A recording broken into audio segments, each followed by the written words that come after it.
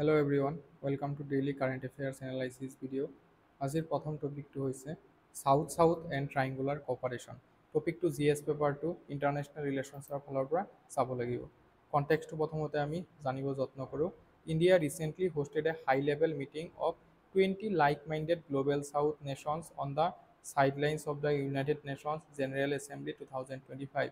United Nations General Assembly 2025-ৰ চাইডলাইনছত ভাৰতে 20টা লাইক মাইণ্ডেড গ্লোবেল সাউথ নেশ্যনৰ লগত হাই লেভেল মিটিং অনুষ্ঠিত কৰিছে।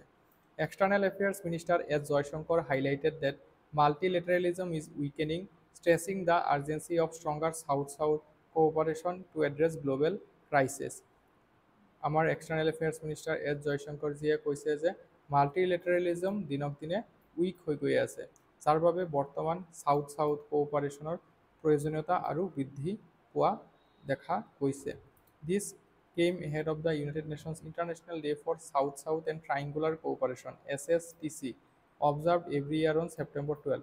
চ' প্ৰতি বছৰে 12 তাৰিখে ছেপ্টেম্বৰ এই SSTC ডেটো উদযাপন কৰা হয়, commemorating the Buenos Aires plan of action 1978। Buenos Aires আৰ্জেণ্টিনাৰ ৰাজধানী হয়। The 2025 theme for SSTC, New Opportunities and Innovation through SSTC, underlines the importance of collaboration among developing nations, particularly as the world nears the 2030 Agenda for Sustainable Development। এই বছৰৰ theme হৈছে new opportunities and innovation through south south and triangular cooperation. Evolution of south south cooperation SSCৰ বিষয়ে আমি এতিয়া জানিম। Buenos Aires plan of action 1978 adopted at a UN conference, it led the foundation for south south cooperation. যিটো শব্দ আমি প্ৰথমবাৰৰ বাবে গ্লোবেল G20 ছামিট যিটো হয় তাত শুনিব পাৰিছিলোঁ। Core idea: developing countries share knowledge, technology, skills and resources to foster self-reliance and collective growth। Main আইডিয়াটো কি হয় যে বিকাশশীল দেশসমূহে নলেজ, টেকন'লজি, স্কিলছ আৰু ৰিচৰ্চেছবোৰ শ্বেয়াৰ কৰে এটাই আনটোৰ লগত, যাতে আৰু এটা কাণ্ট্ৰিও ছেল্ফ ৰিলায়েঞ্চ আৰু কালেক্টিভ গ্ৰ'থ কৰিব পাৰে। Guiding principles: sovereignty, equality among partners, non conditionality, non interference, mutual benefit and solidarity। Operational mechanism: bilateral, regional and inter-regional collaboration involving governments, civil society, academia and private sectors। এইভাবে এইটো important হয় যে government, civil society, academia আৰু private sector গোটেইকেইটা ইয়াত জড়িত হৈ আছে। Objective of SSC: build local capacity for problem solving and technology adaptation। So' local capacity develop কৰা, যাতে লোকেল লেভেলত যিবোৰ প্ৰব্লেম আছে সেইবোৰ ছল্ভ কৰিব পৰা যায়, আৰু টেকন'লজি এডাপ্ট কৰা। Pool resources for collective self reliance: ৰিচৰ্চেছবোৰ কালেক্ট কৰা আৰু স্বাৱলম্বী হোৱা। Strengthen communication and knowledge sharing among developing nation: developing নেশ্যনসমূহৰ মাজত কমিউনিকেশ্যন আৰু নলেজ শ্বেয়াৰ কৰা। Address specific needs of least developed countries: যিবিলাক একেবাৰে অনুন্নত দেশ আছে, স্মল আইলেণ্ড ডেভেলপিং ষ্টেটছ আছে, লেণ্ডলক ডেভেলপিং কাণ্ট্ৰিজ আছে, সেইবোৰৰ স্পেচিফিক নিডছবোৰ এড্ৰেছ কৰা। Expand participation of global south in international economic activities: গোলকীয় অৰ্থনৈতিক কাম কাজসমূহত এই দেশসমূহৰ পাৰ্টিচিপেশ্যন হ'ব লাগে। ট্ৰাইংগুলাৰ কোঅপাৰেশ্যন ডেফিনেশ্যনটো প্ৰথমতে জানো। সাউদাৰ্ণ ড্ৰিভেন পাৰ্টনাৰশ্বিপছ বিটুইন টু অৰ মোৰ developing nations supported by a developed country or multilateral agency। এইটো আৰু এটা আমি কনচেপ্ট জানিব জানিব লাগিব যে ট্ৰাইংগুলাৰ কোঅপাৰেশ্যন কি হয়। সাউদাৰ্ণ ড্ৰিভেন পাৰ্টনাৰশ্বিপ বিটুইন টু অৰ মোৰ ডেভেলপিং নেশ্যনছ, দুটা বা তাতকৈ বেছি বিকাশশীল দেশসমূহৰ মাজত যিটো পাৰ্টনাৰশ্বিপ সেইটোকে ট্ৰাইংগুলাৰ কোঅপাৰেশ্যন বুলি কোৱা হয়। ইয়াৰ পাৰ্পছ কি হয়? It provides financial, technical, institutional backing to SSC initiatives. Benefit কি হয়? Combine southern leadership with southern northern resources ensuring greater impact. So' southern যিবিলাক গ্ল'বেল গ্ৰুপিং আছে সেইবোৰক নৰ্দাৰ্ণ গ্ৰুপিঙৰ লগত মাৰ্জ কৰা। Condition: must remain led and owned by the global south. কিন্তু এটা condition আছে, যিখিনি বিজনেছেছে হওক বা ইনফ্ৰাষ্ট্ৰাকচাৰ ডেভেলপ কৰা হওক, সেইবিলাক গোটেইখিনি অ'নাৰশ্বিপ থাকিব গ্ল'বেল সাউথৰ তাত। India's role in south south and triangular cooperation: ভাৰতৰ ৰোলটো আমি যদি চাওঁ, আমি প্ৰথমতে ক'ব লাগিব ভাৰতৰ যিটো এনচিয়েণ্ট ফিলচফি আছে বসুধৈৱা কুটুম্বকম the world is one family, যে গোটেই বিশ্ব আমাৰ একটা ফেমিলি হয়। emphasizes solidarity, inclusiveness, and mutual respect in global cooperation. That is the basic principle we follow. Institutional mechanisms, ITEC program 1964, training professionals from 160 plus nations in governance, IT, agriculture, and healthcare. Development Partnership Administration, structured and transparent coordination of India's SSC initiatives. India UN Development Partnership Fund, financed over 75 projects in 56 nations prioritizing LDCs and SIDS. It is least developed countries and small island developing states. ভাৰতে বহুতকেইটা এনেকুৱা দেশৰ উন্নতিৰ কাৰণে fund use কৰিছে, release কৰিছে। Recent contributions, convening power, hosted 20 global south nations at UNGA 2025, digital diplomacy, exporting Aadhaar UPI, scalable governance models, এইটো open হয়। চ' আমি এইবোৰ বেলেগ গ্লোবেল চাউথ দেশসমূহৰ লগত শ্বেয়াৰ কৰি আছোঁ। Voice of the global south summits 2023-2024 হৈছে consolidated positions of 120 plus developing countries. African Union G20 membership, the champion global south representation in major platforms. যেটো আমাৰ G20 সামিট 2023 চনত ভাৰত হৈছে, তাত আফ্ৰিকান ইউনিয়নক সদস্য দিয়া হৈছিল, মেম্বাৰশ্বিপ দিয়া হৈছিল। Partnership with WFP, innovations like grain ATMs and rice fortification now replicated in Nepal and Laos. ভাৰতে এইটো গ্ৰীণ ATM আৱিষ্কাৰ কৰিছিলে, ৰাইচ ফৰ্টিফিকেশ্যন নতুন পদ্ধতি উদ্ভাৱন কৰিছিলে, সেইবোৰ নেপাল, লাওছ আদি দেশসমূহৰ লগত শ্বেয়াৰ কৰিছে। Regional cooperation, leadership in BRICS, IBSA, international solar alliance, coalition for disaster resilient infrastructure etcetera. So' এইবোৰ কিছুমান ভাৰতৰ ইনিচিয়েটিভ হয়। Challenges facing south and triangular cooperation, financing constraints, annual $4 trillion SDG financing gap for developing nations, UNCTAD মতে। Then institutional weakness, lack of strong global monitoring or accountability framework for South-South cooperation. Climate vulnerabilities, global South faces highest risk despite low emissions. Africa emits less than 4% of global carbon dioxide, তথাপি কিন্তু আটাইতকৈ বেছি প্ৰভাৱ এই global south দেশসমূহৰ ওপৰতে পৰি আছে। Technological divide, 2.6 billion people still offline, mostly in low income nations. Multilateralism, understrain, funding cuts and weakened UN bodies reduce effectiveness. Resource dependence, critical minerals controlled largely by China, limiting equitable access. Underrepresentation, global south constitutes 85% of world's population but has no permanent UNSC representation. The important fact হয় যে global south মুঠ পৃথিৱীৰ জনসংখ্যাৰ 85% বসবাস কৰি আছে, কিন্তু কোনো এটা গ্লোবেল সাউথৰ মেম্বাৰে কিন্তু ইউনাইটেড নেশ্যন ছিকিউৰিটি কাউন্সিলৰ পাৰ্টনাৰ মেম্বাৰ নহয়। Global south versus global north, global south কাক কোৱা হয় আৰু গ্লোবেল নৰ্থ কাক কোৱা হয়? গ্লোবেল সাউথ হৈছে developing and less developed nations in Africa, Asia and Latin America. Asia, Africa আদি দেশসমূহত যিবিলাক অনুন্নত দেশ আছে সেইবোৰকে গ্লোবেল সাউথ বুলি কোৱা হয়। Share challenges include poverty reduction, দৰিদ্ৰতা দূৰীকৰণ, তাৰপিছত এনাৰ্জি ছিকিউৰিটি আৰু ক্লাইমেট জাষ্টিছ, এইবোৰ কিছুমান কমন সমস্যা এই দেশবোৰৰ। Global north, research nations of north America, Europe, Russia, Australia, New Zealand আৰু যিবিলাক ধনী দেশ আছে সেইবোৰক গ্লোবেল নৰ্থত ধৰা হয়, যেনে North America, Europe, Russia, Australia, New Zealand. Okay, 1980s এটা ব্ৰেণ্ড লাইন ড্ৰ কৰা হৈছিলে, an imaginary division highlighting the socio' economic gap between north and south. So' Brandt line এটা বনোৱা হৈছিলে 1980s। চ' এইটোৰ দ্বাৰা বুজোৱা হয় যে গ্লোবেল নৰ্থ যিবিলাক দেশ আছে সেইবোৰ ফাইনেন্সিয়েলি বহুত ষ্ট্ৰং হয়, ইকনমিক কণ্ডিশ্যন বহুত ভাল হয়, কিন্তু তাৰ কম্পেৰিজনত যিবিলাক গ্লোবেল চাউথ দেশ আছে সেইবোৰ পভাৰ্টি, ইকনমিক ইনষ্টেবিলিটি তেনেকুৱা ধৰণৰ সমস্যাৰে জৰ্জৰিত হৈ আছে। চ' এই যিটো দেখা পাইছে এইটোৱে হৈছে ব্ৰেণ্ড লাইন, এনেকুৱা এটা ইমাজিনাৰী লাইন ড্ৰ কৰা হৈছিলে। এই লাইনটোৰ তলত যিকেইটা আছে সেইকেইটা হৈছে global south countries. Alright, south America, Latin আমেৰিকাৰ দেশসমূহ পৰি যায়, আফ্ৰিকান গোটেই কণ্টিনেণ্টটো আহি যায়, এছিয়াৰ আমাৰ ভাৰত আৰু এই যিখিনি আমাৰ আছিয়ান কাণ্ট্ৰিজ আছে এইবোৰতো আহি যায়, এক্সেপ্ট চাইনাক ধৰা নহয়। সেইকাৰণে আমি অলপ আগতে চাইছোঁ যে UNSCত গ্লোবেল চাউথৰ পৰা কোনো ৰিপ্ৰেজেণ্টেশ্যন নাই। চাইনাটো আমাৰ আপোনালোকে জানে UNSCৰ পাৰ্ট হয়, ৰাইট, পাৰ্মানেণ্ট মেম্বাৰ হয়।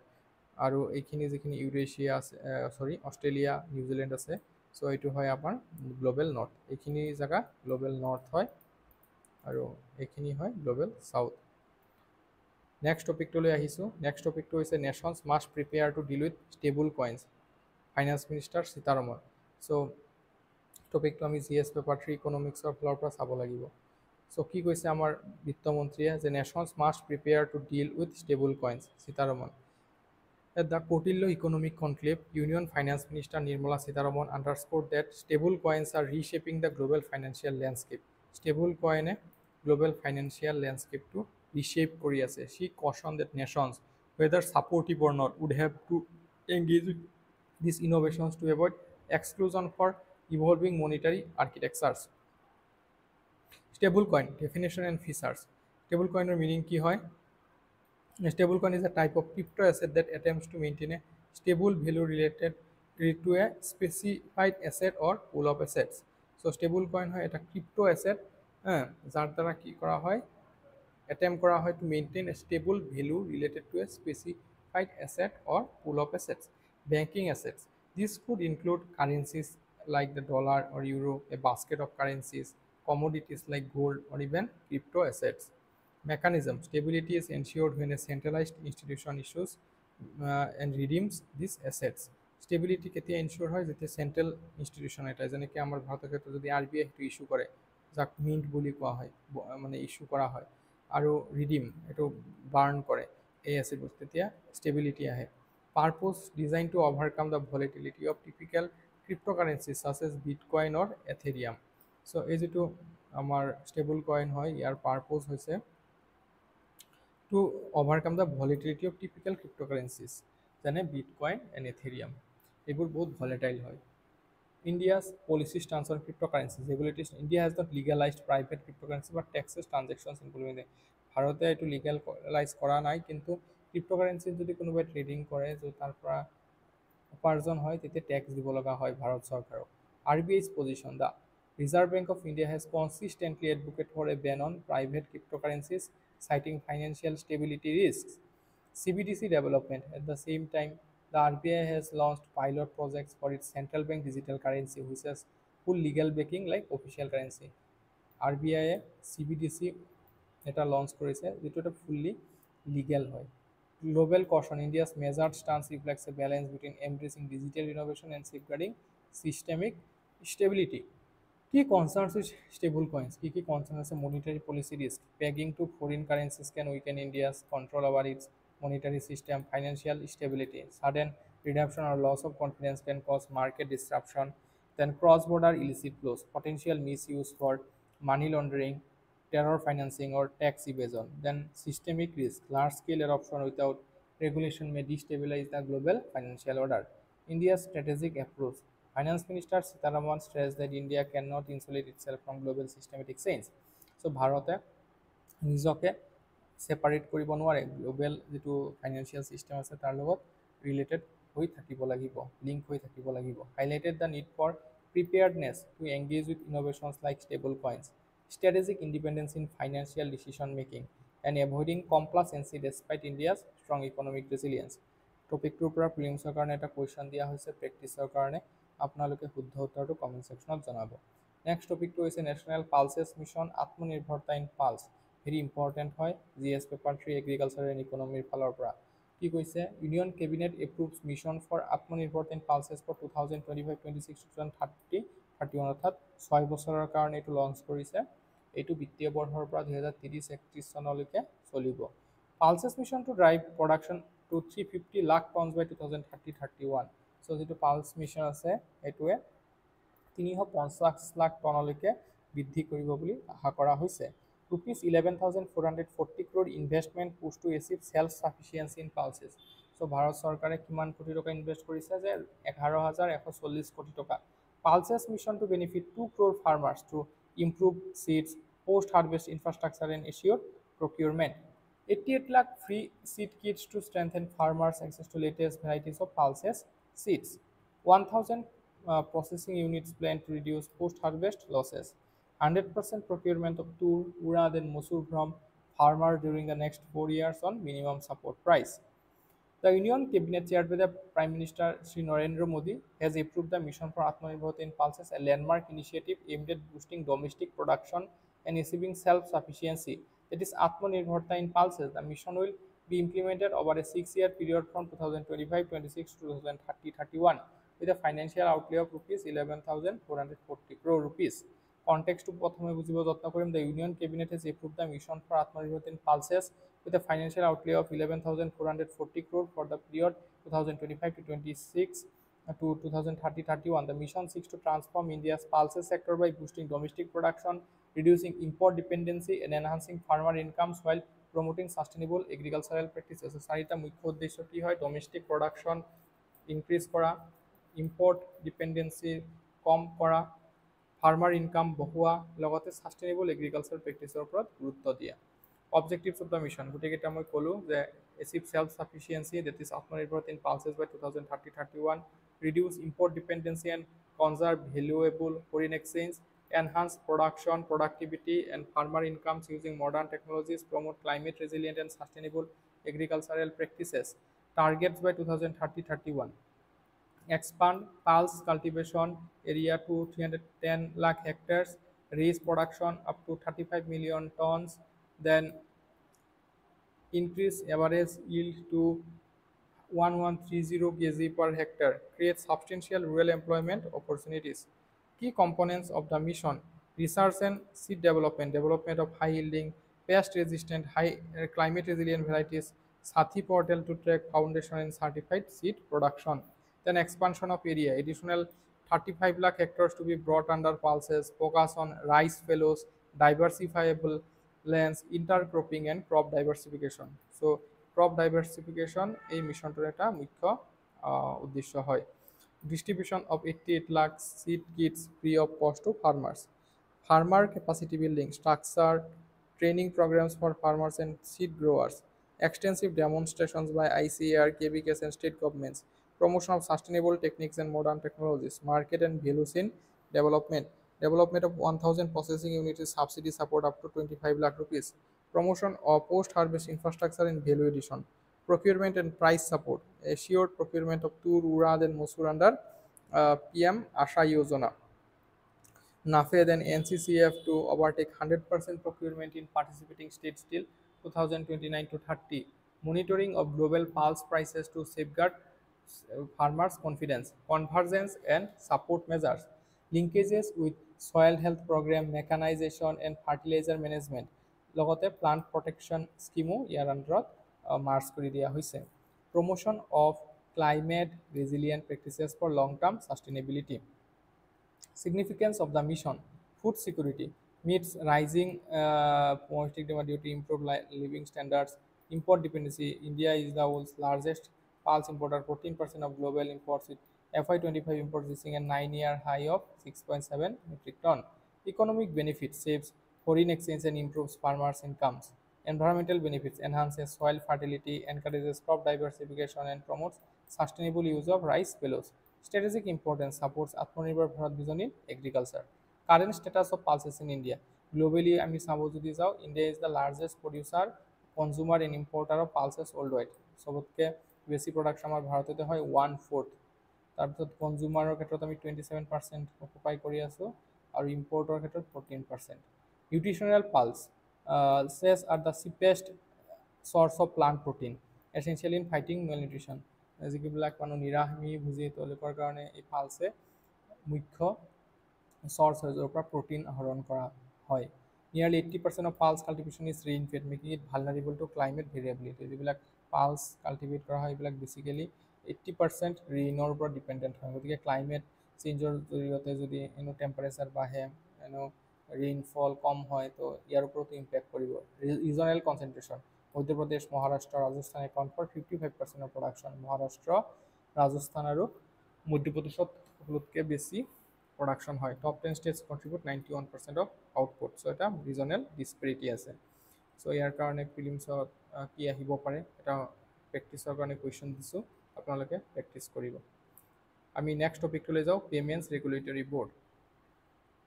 The Reserve Bank of India recently constituted a 6-member payments regulatory board headed by the RBI governor to oversee payment systems. ছয়জনীয়া মেম্বাৰৰ এটা payments regulatory board reserve bank of ইণ্ডিয়াই constitute কৰিছে আৰু তেওঁৰ চেয়াৰমেনজন হৈছে RBI governor. It has been proposed by RBI Watal Committee in 2017. So 2017 চনতে RBI Watal Committee এইটো recommend কৰিছে এনেকুৱা ধৰণৰ এটা বৰ্ড গঠন কৰিব লাগে। About the Payments Regulatory Board, the PRB replaces the earlier Board for Regulation and Supervisory of Payment and Settlement Systems BPSS. So এইটো আছিল আগতে, এইটো ৰিপ্লেচ কৰা হৈছে এই PRBৰ দ্বাৰা। A committee of the RBI Central Board. Legal framework, it derives authority from Payments and Settlements Systems Act 2007. Through amendments notified on May 9, 2020, the PRB was formally established. Composition, ex officio chairperson জন হ'ব RBI governor, ex officio members deputy governor and executive director in charge of payment and settlement systems. Government nominees, 3 members appointed by the central government, permanent invitee, principal legal advisor of the RBI. RBI may also invite experts, permanent ad hoc for meetings. Support structure, supported by RBI's Department of Payment and Settlement Systems, which reports directly to the PRB. Decision making, decisions are taken by a majority voting members present.